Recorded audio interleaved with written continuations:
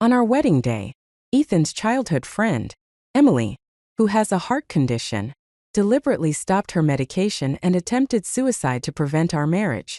She was rushed to the emergency room, and Ethan, being her attending physician, hesitated, clearly torn about leaving. I graciously told him to go ahead, assuring him it was fine. In our previous life, despite his hesitation, Ethan stayed and went through with the wedding.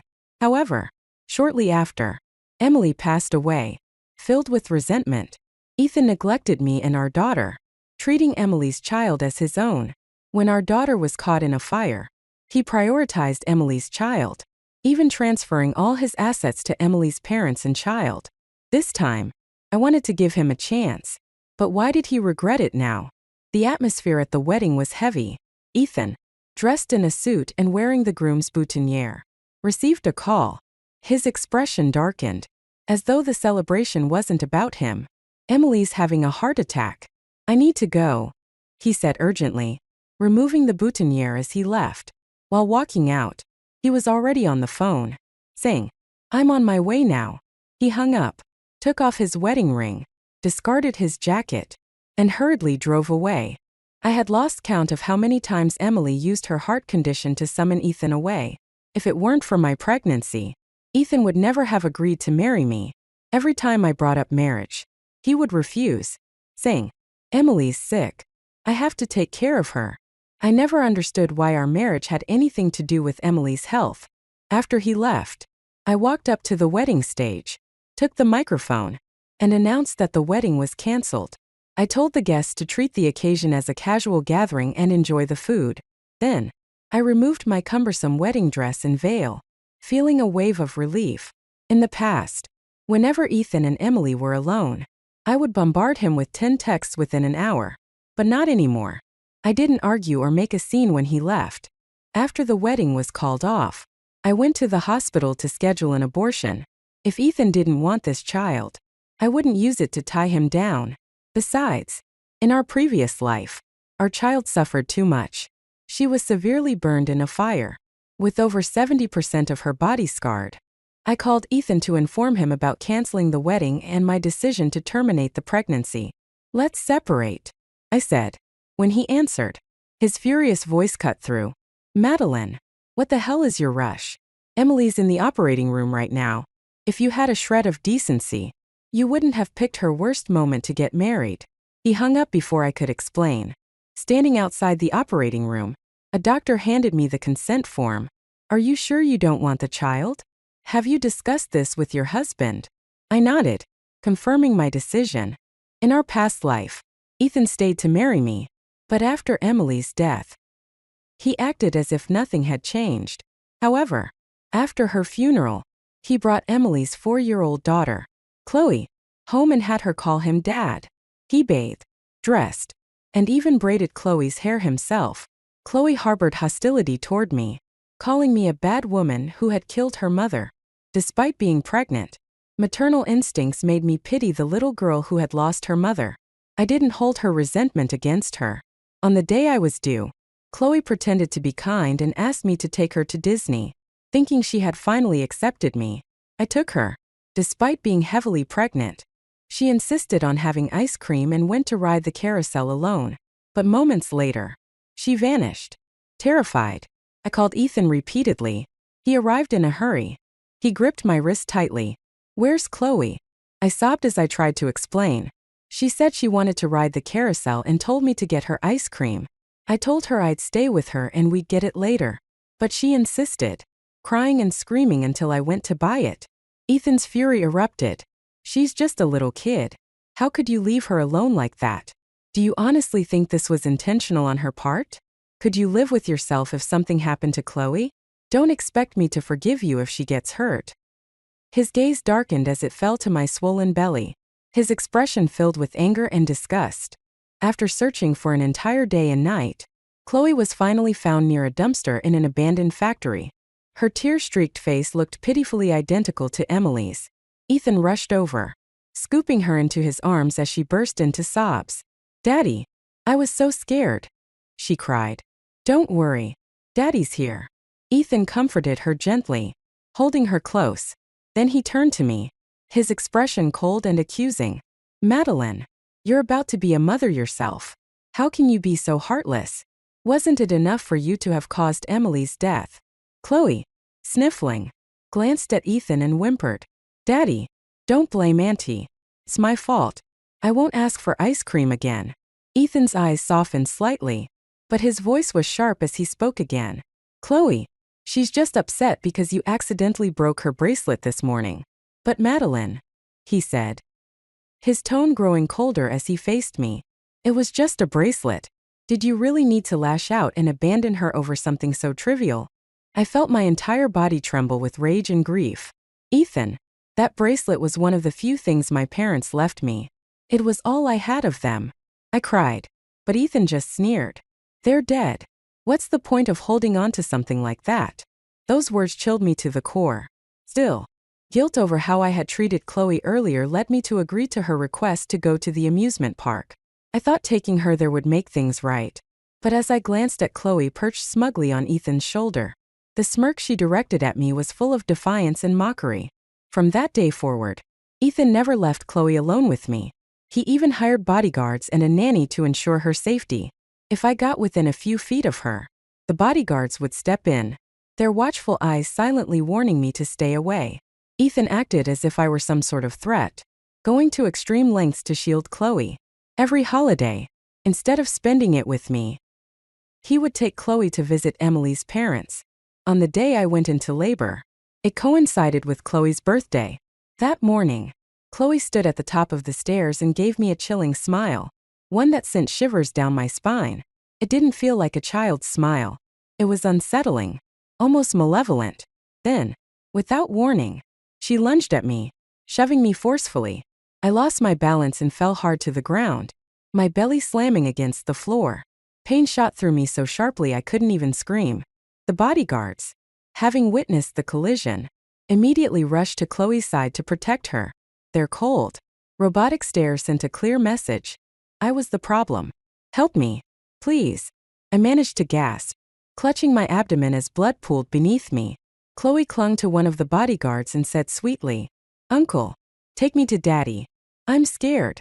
The bodyguards, following Ethan's strict orders, ignored my pleas. One glanced at me indifferently before escorting Chloe away. My vision blurred as I dragged myself, bleeding and in excruciating pain, back to my room to grab my phone. Alone in the empty house, I dialed for an ambulance. The villa was far from the city, and rain poured heavily outside. It was rush hour, and traffic made it impossible for the ambulance to arrive quickly. When I called again, desperate for help, a cold voice on the other end replied, Sorry, ma'am. Ethan said there's no need to waste resources. He mentioned your due date isn't until next month. I screamed in agony. I'm in premature labor. Desperate, I called Ethan, gasping. I'm about to give birth. He scoffed, his voice filled with disdain. Don't play these tricks. I know your due date isn't until next month. Do you really think I don't see through your games? He assumed I was lying to stop him from celebrating Chloe's birthday. Alone in the villa, I endured an entire day and night of labor, using only water, a cloth, and scissors. I delivered my own baby. The moment my child's cries filled the air, I couldn't stop my own tears from streaming down. It wasn't until the next morning, when the housekeeper discovered me in that state, that I was rushed to the hospital. When Ethan's colleague finally saw me in the delivery room, Ethan had no choice but to believe I had truly given birth. But when he arrived at the hospital, his first words were not of concern but an accusation. Did you plan this on purpose? Did you make sure our daughter and Chloe would share the same birthday so they'd have to compete for attention? I looked at him with a blank expression. Ethan, Chloe pushed me. That's why I went into premature labor. His cold, dismissive eyes told me he didn't believe a word I said. Do you really think I'd fall for that? Save your lies. I suggested he check the villa's security footage, but Ethan refused. He had already decided I was at fault and wouldn't even bother verifying the truth. Shortly after our child's birth, Ethan formally transferred all his assets to Chloe and Emily's parents, claiming it was to ensure Chloe's future. His indifference broke what little hope I had left. I filed for divorce. Ethan leaned back in his chair, his gaze burning with anger as he growled. You can't even handle this little bit of suffering? Let me tell you something, Madeline. I'll make sure you and your daughter are tormented for the rest of your lives. If it weren't for you forcing me into this marriage, Emily would still be alive. Years passed. My daughter turned 4, and Chloe was 8. One day, Chloe convinced my daughter to go out and play with her, only to abandon her in a desolate forest. Chloe came home crying, Daddy, what if something happens to my sister? She's lost. Ethan's immediate response wasn't worry but comfort. It's not your fault. She's just being mischievous. When my daughter was finally found, she was hiding inside a hollow tree. Her face was scratched. Her hands were bleeding from splinters, and her clothes were filthy with mud. I held her tightly as she cried, her small body trembling. Mommy, I was so scared, she sobbed. Chloe ran up to us and began to cry loudly, as if trying to overshadow my daughter's pain. From that day forward, I refused to let Chloe and my daughter be alone together. Ethan mocked me for being overprotective. You should be glad your daughter doesn't harm others, he sneered. I ignored his words. If Ethan had been willing to agree to a divorce, I wouldn't have stayed a second longer. But fate always seemed to have more cruel twists in store. One day, a fire broke out in the house. Both Chloe and my daughter were trapped inside. I panicked and tried to run in, but Ethan grabbed my arm. I'll go. You stay here, he said firmly before rushing into the burning villa. When he emerged, he was carrying Chloe. He laid her down safely, then turned to go back inside for our daughter. But by then, the flames had grown too intense. Without professional firefighters, it was impossible to re-enter. When my daughter was finally rescued, her body was covered in severe burns. She cried out in pain every day, her small voice filled with anguish. I stayed with her in the sterile hospital room until the day she passed away. I couldn't bear the heartbreak and fell gravely ill myself, dying not long after. But then, I woke up. It was the day of the wedding again. This time, I knew better. I wouldn't marry Ethan, and I wouldn't let my child endure such a miserable fate. Because I loved her, I couldn't allow her to be born into this torment again. After my surgery, the doctor reminded me to avoid cold foods and take care not to catch a chill. I nodded silently and left. Back at the apartment Ethan and I shared, I packed my belongings swiftly, including all my important documents. Before leaving, I sent Ethan a message. I've moved out. As I dragged my suitcase downstairs, I ran into Ethan. He looked surprised to see me, his face still tense from whatever had occupied him. Where are you going? He asked, his tone laced with disbelief. I told him I was moving out. He nodded absent-mindedly, saying, Emily is still in the hospital. I'm just grabbing some clothes to take back there. I'll be staying at the hospital for the next few days. Do whatever you want. With that, he left in a hurry. He thought I meant I was moving to the new house, but I didn't bother to correct him. He wouldn't have cared enough to listen anyway. Watching Ethan's hurried, anxious figure disappear, I took a deep breath. When had he ever shown that kind of urgency for me? After the miscarriage, my lower abdomen still ached faintly. While picking up some medication at the hospital, I unexpectedly ran into Ethan.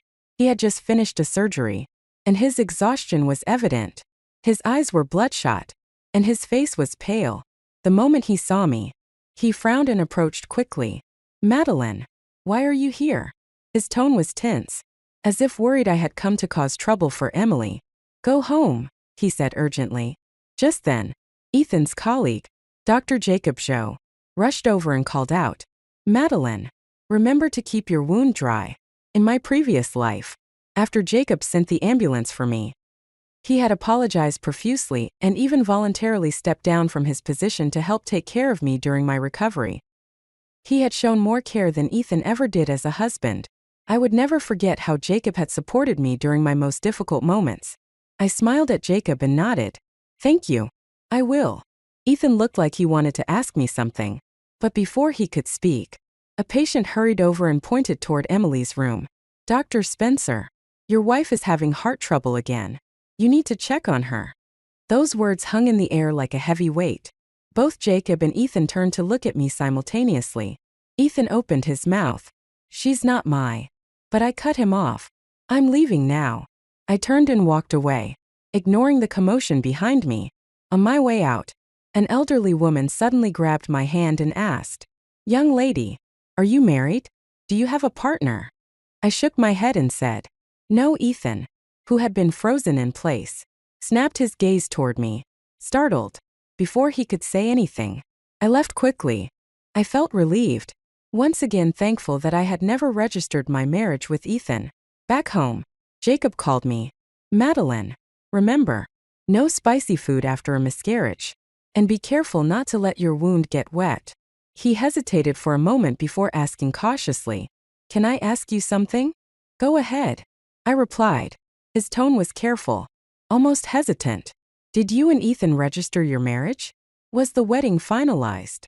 I didn't know why Jacob was suddenly curious about this, but I answered truthfully, "No, the wedding was canceled, and we didn't register." Jacob seemed to let out a small sigh of relief and muttered softly, "That's good." For a moment, I wondered if I had misheard. Not long after Emily was discharged from the hospital, Ethan called me, "Madeline, Emily's out now.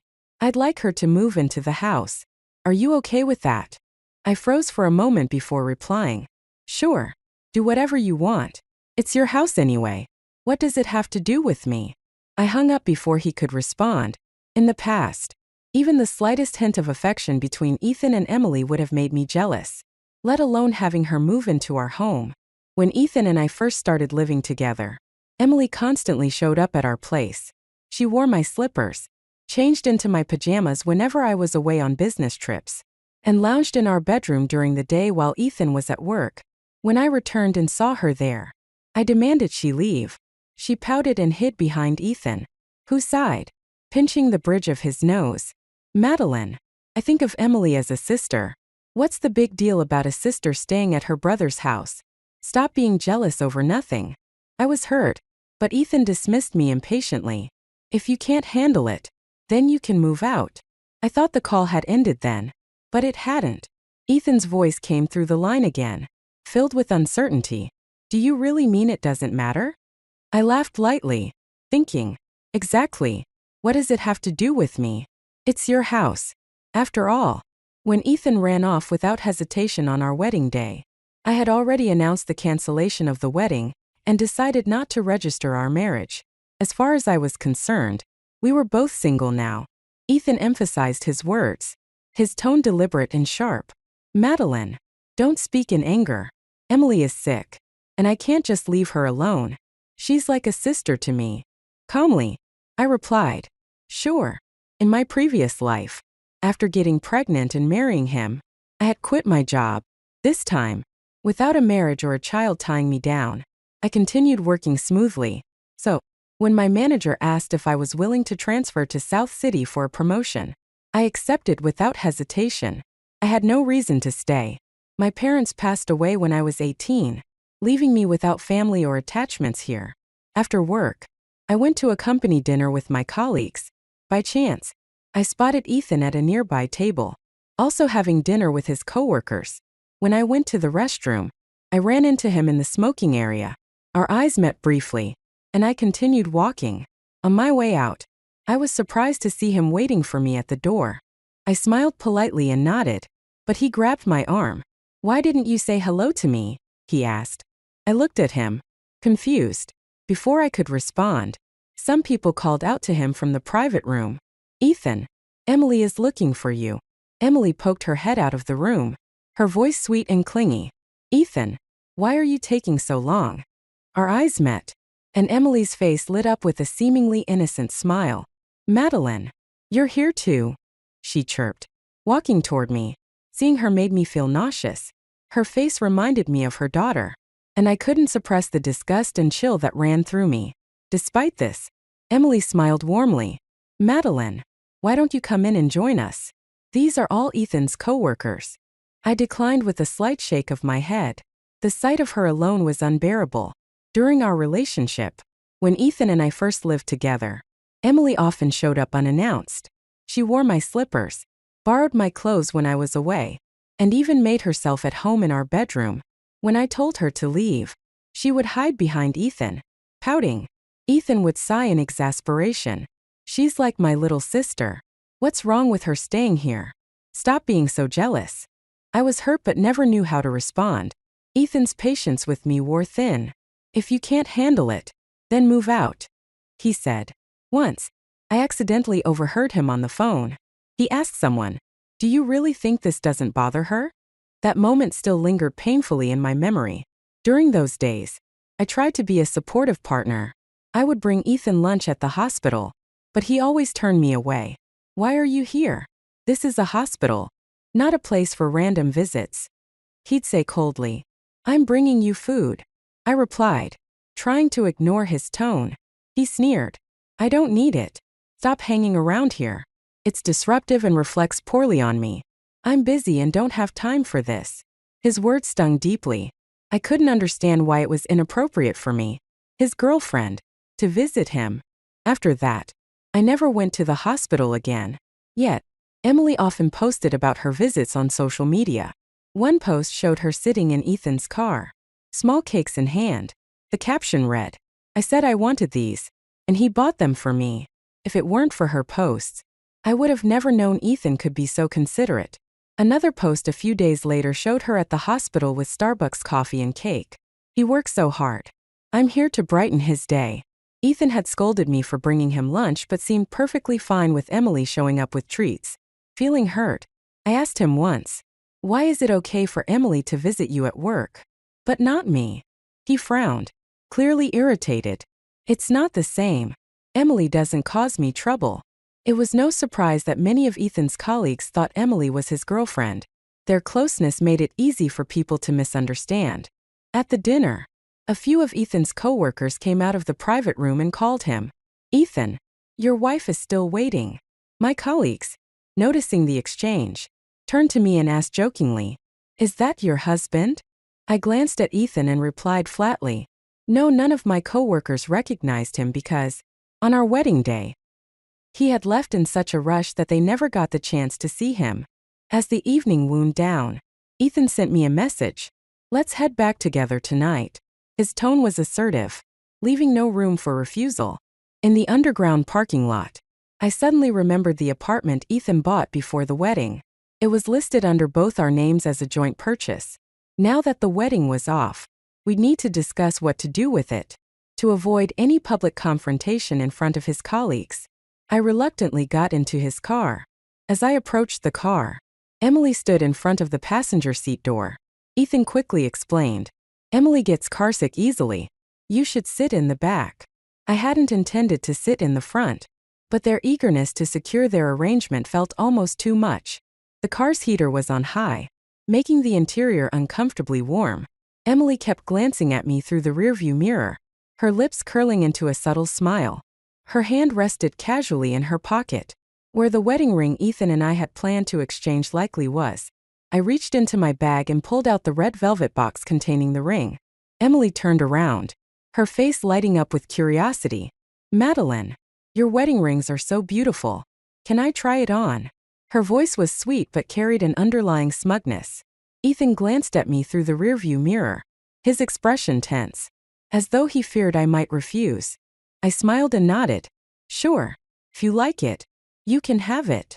Ethan slammed on the brakes, jerking the car to a sudden stop. He turned around, his eyes filled with confusion and disbelief. Madeline, this is our wedding ring. I shrugged indifferently. I know. Ethan frowned, his face clouded with a mix of emotions. Then why would you give it to Emily? He seemed about to say more, but we had already arrived at the apartment. Ethan brought Emily upstairs while I waited by the entrance. When he came back down and saw me standing there, he asked, Aren't you coming inside? I shook my head. I'll wait here. There's something we need to discuss. Ethan stopped in his tracks, confused. What is it? Our wedding is canceled, and we didn't register our marriage. What should we do with the apartment? Since we bought it together, we need to figure out the ownership. Do you want to refund me my half? Or should I refund you? Either way, I'd like to keep the property. He stared at me, completely stunned. Madeline, what's gotten into you? You've been acting so strange tonight. Even your colleagues didn't know how to answer when they asked about us. Why did you deny our relationship? Is it because I didn't attend the wedding? His bewildered tone made me laugh. Ethan, didn't your colleagues also mistake Emily for your wife? Besides, you didn't show up for our wedding, and we didn't register our marriage. What relationship do we even have? Ethan rubbed his temples, sighing deeply. Fine. I'll admit I was wrong about the wedding. Okay. But Madeline, I'm Emily's attending physician. I understand her condition better than anyone else. If I hadn't rushed to her side, she could have died. Saving lives is my responsibility. I couldn't prioritize my personal desires over someone's life. I stayed silent, listening. Ethan and I had met in college. He was the star of the medical school, tall, handsome, and widely admired. During our military training survival exercise, we were allowed to form teams for 3 days and nights. I got separated from my group and lost my way. As night fell, I slipped and tumbled down a hillside. Ethan carried me back up to the main trail, even though it took hours. When the temperature dropped overnight, he took off his jacket and draped it over me. I developed a fever, and he used the only clean towel he had to dampen with water and bring my temperature down. He stayed up all night tending to me until the rescue team arrived. From that moment on, I couldn't help but develop feelings for him. Back at school, we had no further interaction. I silently admired him from afar, gathering bits and pieces of information about his life. When I heard about his breakup, I felt both heartbroken and hopeful. I thought he might have noticed my feelings because, during our senior year, we had an unexpected encounter. One night at a bar, Ethan was sitting alone in the corner, drowning his sorrows. I was with a group of classmates, but my attention kept drifting toward him, pretending not to notice. I stole a glance in his direction, thinking I was subtle. Little did I know, he had noticed me all along. He walked toward me with a glass of wine, leaned in close, and whispered, "Can I?" His lips brushed against mine before I even realized what was happening, and somehow, I found myself nodding. That night, we naturally ended up together. But the passion he showed that evening quickly cooled, replaced by an indifference I tried hard not to notice. I was already too deep in the dream of my one-sided love becoming real to admit the truth. Later, Emily reached out to me. That was when I discovered the reason Ethan had chosen to be with me. It was to get back at her. She had been seeing someone else, and he had deliberately sent her a photo of us kissing to provoke her. Seeing the chat logs Emily shared with me made my heart ache. So easy to fall in love. But letting go is another story entirely. Emily left the country, got married, had Chloe, divorced, and eventually returned. By then, Ethan was even more unwilling to marry me. If it weren't for my accidental pregnancy, he never would have agreed. After Emily came back, she didn't even need an excuse like heart disease to call him away. A casual phone call was enough to make him drop everything. Sitting across from Ethan now, in this second lifetime, I could no longer feel any love for him. Calmly, I said, "Ethan, I'm not causing drama. I just don't want to marry you anymore." He stared at me for a long moment before sneering. "Fine, but don't come running back to me later." He clearly thought I was joking. After all, every time I said I wanted to end things, I was the one who ended up apologizing and begging to reconcile. This time, I returned the ring and arranged to transfer the apartment entirely to him. As we stood at the doorway after finalizing the paperwork, Ethan smirked mockingly. "And what about the child, Madeline? Whose responsibility is that?" The mention of the baby brought a brief, heavy silence. Reflexively, my hand moved to my abdomen. "I already terminated the pregnancy," I said evenly. Ethan's expression darkened, his eyes turning cold and menacing. "What did you just say? You got rid of the baby? How could you be so heartless?" "Heartless?" I replied, my voice steady. "I'm not as heartless as you, leaving your own daughter to die in a fire." Without waiting for his response, I turned and walked away. That same day, I booked a flight to South City and accepted my new position. A new city, a new environment. Everything was fresh, and I quickly adapted to living alone. I had been on my own since losing my parents at 18, and solitude was something I had grown used to. But peace never lasts. My calm life was soon disrupted. In my previous life, I used to cling to Ethan, texting and calling him incessantly just to hear his voice, which gave me a false sense of security. after giving birth to my daughter. However, I realized that being near him only brought fear and pain. The memories of her burned body, her fragile frame carried out of the fire, haunted me endlessly. She was so small, enduring such unbearable pain. Yet she tried to comfort me. "Mommy, I'm fine. Don't cry." But when I wasn't there, she would secretly cry in agony. In the past few days, Ethan had been bombarding me with messages. He had never been the type to message me before, so I had almost forgotten to delete his contact. His messages were relentless. "Where are you? Madeline? Did you really terminate the pregnancy?" Late at night, his calls came one after another. His voice was hoarse with anger. "Madeline, where are you? What happened to our child? What happened to our daughter? How did he know it was a girl?" I tried to keep my composure. "It's late. If there's something important, we can talk tomorrow." I hung up on him and went to bed. The next day at work, I couldn't focus. My thoughts were scattered, and I felt uneasy. That evening, Jacob called me. "Madeline, do you still have feelings for Dr. Spencer?" His choice of words surprised me. Referring to Ethan so formally felt odd. He was Ethan's junior colleague, someone who had always admired Ethan as a role model and referred to him respectfully as Brother Ethan. But now, his tone was distant, almost formal. It felt odd. I told him plainly, "We've broken up. I don't like him anymore." Jacob's next words shocked me. "Madeline, you and he are not a good match. Please, whatever you do, don't marry him." I had a dream. In the dream, Emily died, and you had a daughter. But Ethan always favored Emily's child, again and again, to the point it led to your and your daughter's deaths. I even dreamed that you went into premature labor because of him. Hearing this, I felt a lump in my throat. My voice trembled slightly. "Thank you, Jacob." After a long pause, he added, "I'm sorry, Madeline. In the dream, it was my fault you went into premature labor. I almost caused you serious harm. Please forgive me." His words froze me. That wasn't just a dream. It was the reality of my previous life. I was left speechless. Does this mean we've both been reborn? It wouldn't be hard for Ethan to find me if he wanted to. With his resources and connections, locating me was only a matter of time. And sure enough, as I left work, I saw him standing outside my office building, his bloodshot eyes fixed on me, and there was an intensity in his gaze that made me uneasy. It reminded me of the Ethan from my past life, and the memory sent shivers down my spine. I stopped in my tracks, trembling slightly as he called out to me through gritted teeth. Calmly, I asked, "What's the matter? Why did you terminate the pregnancy?" he demanded, his voice shaking with anger. "Didn't you want her? Don't you know how well-behaved our daughter is?" I couldn't help but laugh bitterly. "That's exactly why. Ethan, you don't deserve a well-behaved daughter.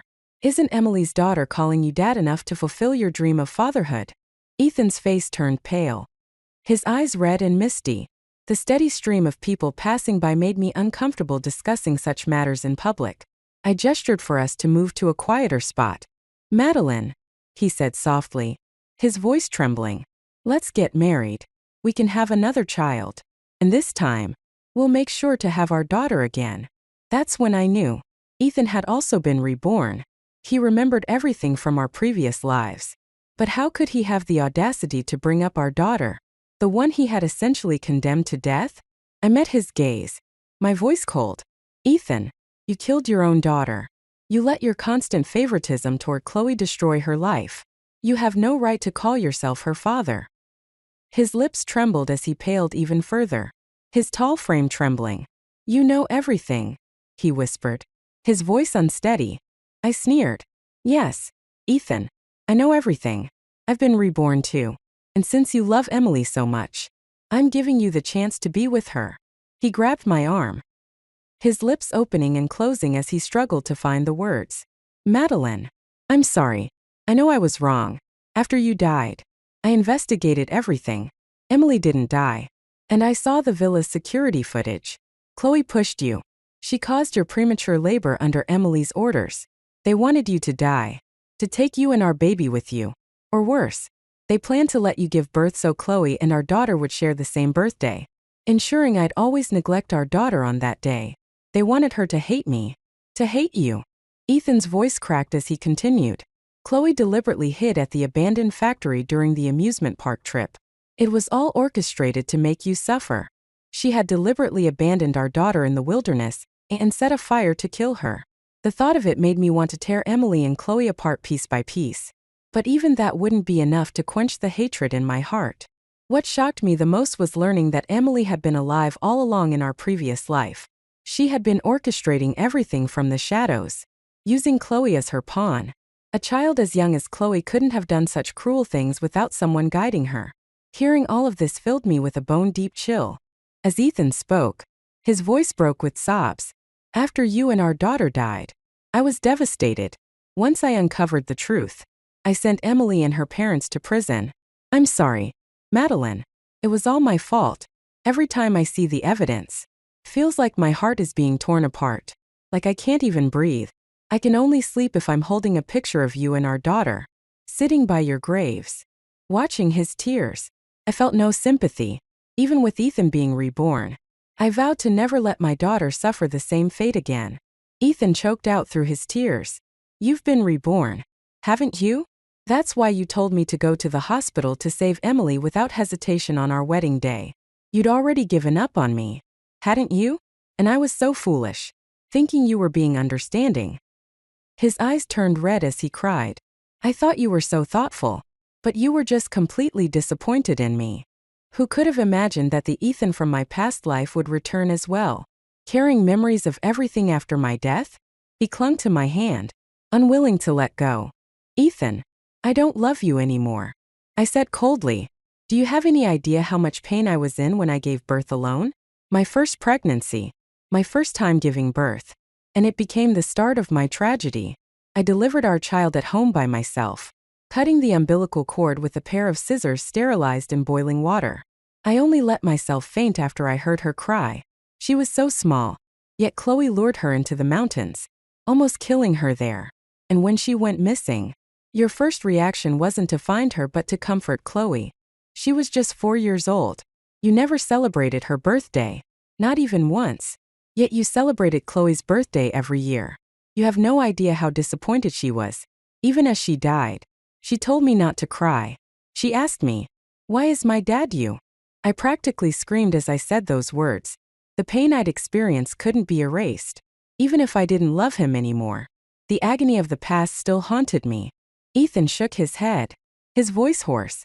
I'm sorry. I'm so sorry. The next day, Ethan left South City. But a month later, he flew back, transferring his position to my city. I had cut off all contact with him.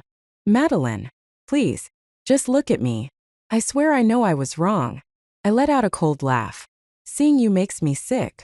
Ethan pulled out a file folder. Inside was a notarized document transferring all his assets to me. Madeline, I'm giving you everything I own.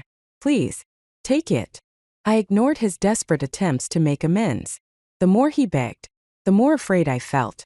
Every time I saw him, my stomach churned with nausea. When he stepped closer to me, I couldn't hold back.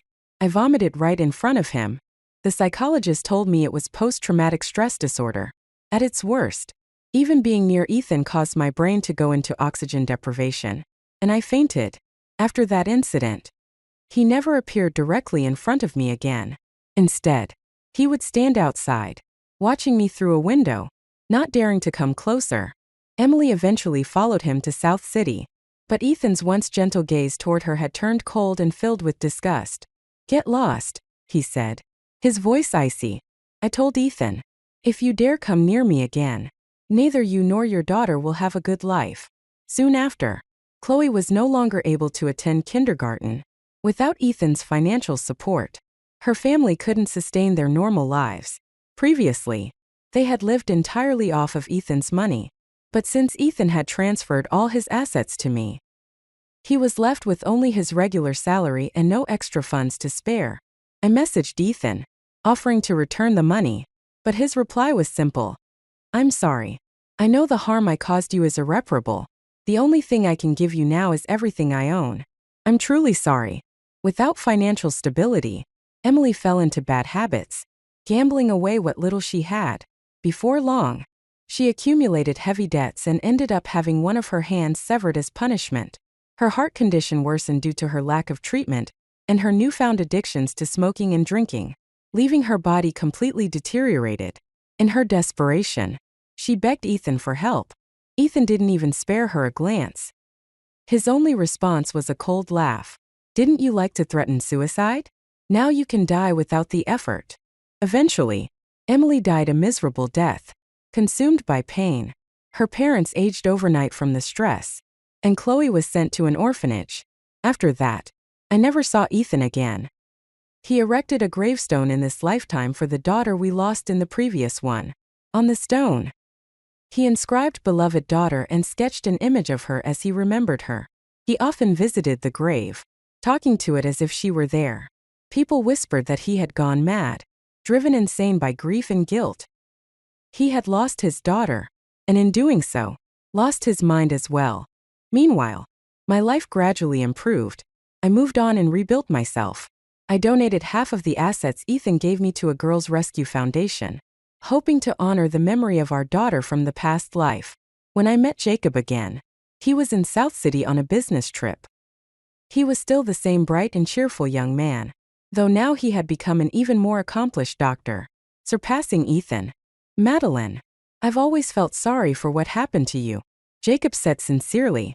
Smiling, I replied, "It wasn't your fault. He was your boss. You didn't have a choice."